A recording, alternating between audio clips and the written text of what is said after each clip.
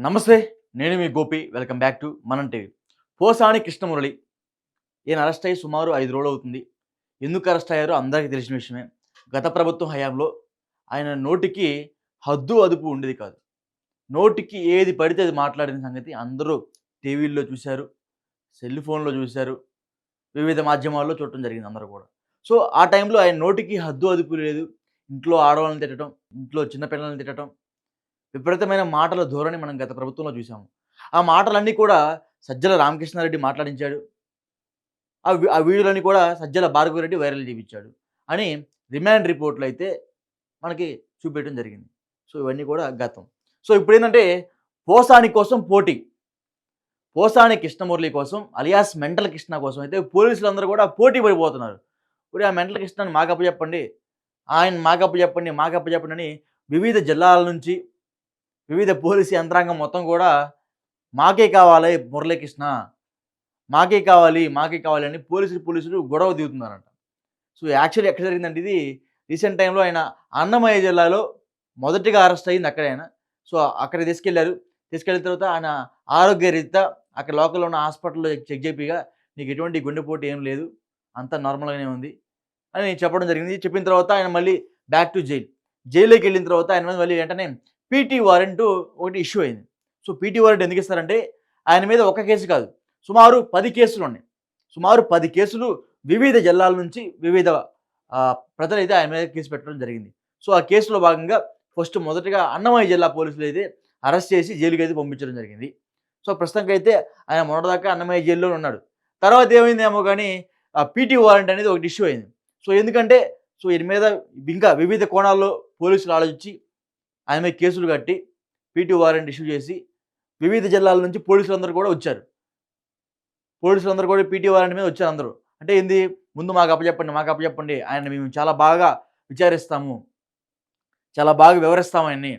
చాలా మంచిగా మేము చూసుకుంటాము. మురళీకృష్ణని చాలా బాగా మేము మా ఆధ్వర్యంలో నుండి పర్యవేక్షిస్తాము అని వివిధ జిల్లాల పోలీసులందరూ వచ్చి కూడా రాజంపేట అదే ఎక్కడైతే అన్నమయ్య జిల్లాలో ఉందో అక్కడ వచ్చి పోటీ పడిపోతున్నారు. లోపల జైల్లోకెళ్ళి ఆ జైలర్ అధికారితో గొడవ పడుతున్నారంట అందరూ. నాకంటే నాకు, నాకంటే నాకని. సో, తర్వాత ఏమైందేమో గానీ పల్నాడు పోలీసులైతే మాత్రం దీంట్లో సక్సెస్ అయ్యారు. నర్సరావుపేట పోలీసులైతే మాత్రం దీంట్లో సక్సెస్ అయ్యారు. ఎందుకంటే ఈ మిగతా పోలీసులందరూ కూడా కేవలం కేసు కట్టి పీటీ వారెంట్ మీద వచ్చేసారు. కానీ పల్నాడు పోలీసులైతే మాత్రం కోర్టు ఆర్డర్ కాపీ తీసుకొని అన్నమయ్య జిల్లా వచ్చి ఈయన మాకంటే మాకే అప్పచెప్పాలా, మాకు అప్పచెబితేనే మేము మంచిగా విచారిస్తాం. విచారించిన తర్వాత సాక్ష్యాలను బయటికి రాబడతాం. ఎవరు మాట్లాడిచ్చారు, ఇంకా ఎంతమంది ఈ కుట్ర వెనకమాల ఉన్నారు, అవన్నీ మేము దగ్గరుండి బయటపెట్టి కోర్టు వరకు ప్రూవ్ చేస్తాము. చేసిన తర్వాత ఆయన మా రకంగా మేము మంచిగా ట్రీట్ చేస్తాం ఆయన్ని. ఆయనతో ఎలా చెప్పించాలో మాకు తెలుసు అన్నట్టుగా అయితే పల్నాడు పోలీసులైతే మాత్రం దీంట్లో ఒక ముందడుగేశారు. మిగతా జిల్లాల పోలీసులందరికైతే ఆగిపోయారు తప్ప పల్నాడు పోలీసులు ముందుగానే మంచి తెలివి ఉపయోగించి కోర్టు నుంచి ఆర్డర్ తెచ్చుకొని జైలర్ అధికారితో మాట్లాడి ఇదిగో మాకు కోర్టు ఆర్డర్ ఉంది. మీరు మాతోనే పంపియాలి మురళిని. కుదరదు అని అనకూడదు. అంటే ఇంకా మురళీకృష్ణని అలియాస్ మెంటల్ కృష్ణని పల్నాడు జిల్లా పోలీసులకైతే మాత్రం అప్పగించడం జరిగింది. పీటీ వారెంట్ ఇష్యూ చేసి. అసలు ఆ అన్నమయ్య జైలు దగ్గర కొట్టుకుంటున్నారంట పోలీసులే మాకంటే మాకని.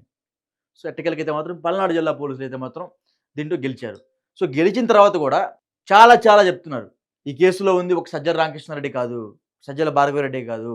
ఎవరైతే గత ప్రభుత్వం హయాంలో బూతులు మాట్లాడారో, గత ప్రభుత్వం హయాంలో వాళ్ళ నోటికి హద్దు అదుపు లేకుండా చేసిన ఆ నాయకుడు ఎవరో ఆ పేరు కూడా పల్నాడు జిల్లా పోలీసు విచారణలో బయట పెట్టడం జరిగింది. గతంలో మనం చూసాము. ఆయన మాట్లాడే మాటలు ఎట్లా ఉంటాయంటే వివిధ మతాలను రెచ్చగొట్టే విధంగా, వివిధ కులాలను రెచ్చగొట్టే విధంగా, వివిధ వర్గాల్ని నెత్తురు ఉడికే విధంగా ఆయన మాట్లాడటం మనం చూసాం.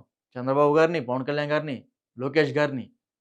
సో, వీళ్ళందరిని కూడా ఆయన మాటల వైఖరితో వీళ్ళందరినీ కించపరిచే విధంగా మాట్లాడటం మనం గత ప్రభుత్వంలో చూడటం జరిగింది. సో, ఆ కించపరిచే విధంగా కాకుండా కులాలని, మతాలను రెచ్చగొట్టే విధంగా మాట్లాడి సో, రాజద్రోహం కింద ఆయన మీదైతే కేసు పెట్టడం జరిగింది కొంతమందైతే. సో, ఆ కొంతమందిలో భాగంగానే పల్నాడు జిల్లా నుంచి ఒక వ్యక్తి అయితే కేసు పెట్టి దాన్ని బాగా స్ట్రాంగ్‌గా తీసుకున్నారు. సో, ఇదంతా కూడా ఆఫ్టర్ అరెస్ట్ ప్రభుత్వం మారిన తర్వాత జరిగిన సంఘటన ఇది. గతంలోనే ఎప్పుడైతే వైఎస్ఆర్‌సీపీ అధికారంలో ఉన్న సమయంలో ఆయన ఎప్పుడైతే మాట్లాడిన వెనువెంటనే పోలీసులు ఆయన మీద సుమోటోగా కేసేసి ఆయన అదుపులోకి తీసుకొని ఆయన విచారించాల్సింది. మొక్కగా ఉన్నప్పుడే కట్ చేయాల. ఇంక మానేయిన తర్వాత మరి మన మాట వింటారా? సో, ఆ టైంలోనే పోలీసులు సుమోటోగా కేసేసి ఆయనను విచారించి ఎవరు నీతో మాట్లాడిచ్చారని అప్పుడే కేసు విచారణ చేసి నిజాలు మొత్తం బయట పెట్టినట్టయితే అప్పుడు అయిపోయేది. అంతటితో కేల్ దుకాన్ బంద్. కానీ అప్పుడు ప్రభుత్వం వైఎస్ఆర్‌సీపీ ఉంది కాబట్టి ప్రభుత్వంలో ఉన్న పెద్దలు చెప్పిన మాటే అధికార యంత్రాంగం వినాలి కాబట్టి, సో, ఆ టైంలో ఆయన ఎంత మాట్లాడినా సరే చెల్లిపోయింది. పోలీసులు కూడా చూసి చూడనట్టుగా వదిలేశారు. అప్పట్లో కేసు పెట్టాలన్నా భయపడేవాళ్ళు. అప్పట్లో వైఎస్ఆర్‌సీపీ కార్యకర్తల మీద కావచ్చు, వైఎస్ఆర్‌సీపీ నాయకుల మీద కావచ్చు, వాళ్ళందరి మీద కూడా కేసు పెట్టాలంటే చాలా భయభ్రాంతులకు గురి చేసేవాళ్ళు. ఒకవేళ కేసు పెట్టినా సరే, కేసు వాపస్ తీసుకునేదాకా మన మీద గోల గోల చేస్తా ఉంటారు. లేదా కిడ్నాపులు చేస్తా ఉంటారు. లేదా కొడతారు, తిడతారు. ఇవన్నీ కూడా మనం చూసాం. ఎగ్జాంపుల్ ఎవరో ఉంది. ఎగ్జాంపుల్ ఎవరో ఉన్నారు. ఎందుకంటే వల్లభనేని వంశీ ఉన్నారు. వల్లభనేని వంశీ ఉన్నారు.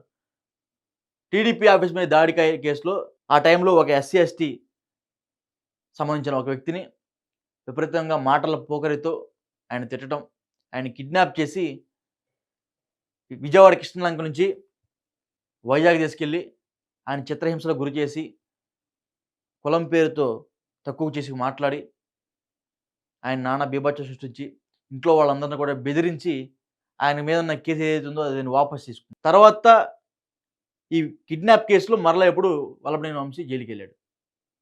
సో, చూసుకోవచ్చు. కేసులు పెడితే మాట్లాడనివ్వరు. కిడ్నాప్ చేస్తారు, కొడతారు, కులం పేరుతో కించపరుస్తా ఉంటారు. గత ప్రభుత్వంలో కూడా జరిగింది. ఇవన్నీ గత ప్రభుత్వంలో జరిగాయి. సాక్ష్యాలతో నిరూపిస్తున్నారు. అందరూ అంటా ఉన్నారు. ఏమని? కుటుంబ ప్రభుత్వం త్వరగా యాక్షన్ తీసుకోవట్లేదు. గత ప్రభుత్వం హయాంలో నోటికి హద్దులు కూర్చొని చాలామంది మాట్లాడారు. తిట్టారు, వాళ్ళని తిట్టారు, ఇన్ని అక్రమాలు చేశారన్నారు. చేసిన ప్రతి ఒక్కరిని గుర్తుపెట్టుకున్నారు. తప్పు చేసి ఉంటే ఖచ్చితంగా చట్టపరంగా శిక్షిస్తున్నారు అందరిని. ఎందుకంటే ఇంత లేట్ అవుతుందంటే, ఒక్కసారి కేసు పెడితే బెయిల్ రాకుండా ఉండే విధంగా, అంటే లైక్ ఎట్లా అంటే ఆయన చేసిన తప్పులన్నిటిలో కూడా పెద్ద తప్పును పట్టుకుంటున్నారు. ఒక రాజకీయ నాయకుడు తప్పులు చేస్తూనే ఉంటాడు ఏదో ఒక విధంగా. ఆ చేసిన విషయంలో అన్నిట్లో కూడా పెద్ద తప్పును పట్టుకొని దాన్ని లాక్ చేసేస్తున్నారు. ఇంకా ఆ కేసు అయిపోగానే మళ్ళీ ఇంకో కేసు. ఇది ఆ 10 కేసులు ఉంటాయి ఆయన మీద. 10 కేసుల్లో ఒకటి అయిపోగానే ఇంకోటి అట్లా. సో, అట్లా జైలు జీవితం గడిపే విధంగా ప్రస్తుత ప్రభుత్వం అయితే మాత్రం వాళ్ళ మీద కన్నెర్ర చేస్తుంది. ఎవరైతే గత ప్రభుత్వ హయాంలో ఆ మాటల ధోరణి మనం చూసామో, సో, వాళ్ళ మీద అయితే మాత్రం కన్నెర్ర చేస్తుంది. చట్టబద్ధంగానే వెళ్దాం. లేట్ అయినా పర్వాలేదు. శిక్ష పడాలి వాళ్ళకి అనే విధంగా కూటమి ప్రభుత్వం ముందుకు వెళ్తుంది. ప్రస్తుతానికైతే మాత్రం పల్నాడు పోలీసులైతే మాత్రం ఈ కేసులో సక్సెస్ అయ్యారని మనం ముందుగా చెప్పుకోవచ్చు. ఎందుకంటే పీటీ వారెంట్ ఇష్యూ అయిన తర్వాత చాలా జిల్లాల నుంచి వివిధ జిల్లాల నుంచి పోలీసులొచ్చి మురళీకృష్ణ మాకే కావాలన్నా సరే, పల్నాడు జిల్లా పోలీసులైతే మాత్రం లేదు మేము కోర్టు నుంచి ఆర్డర్ తెచ్చుకున్నాం. ఆయన మాకే సొంతం అన్నట్టుగా ఇదే ఆయన సాధించారు. సో, ఈ విషయంలో పల్నాడు జిల్లా పోలీసులకైతే హ్యాట్స్ ఆఫ్ అని చెప్పుకోవచ్చు. సో, ఖచ్చితంగా ఈ వీడియో మీద మీ అభిప్రాయం కింద కామెంట్ రూపంలో తెలియజేయండి.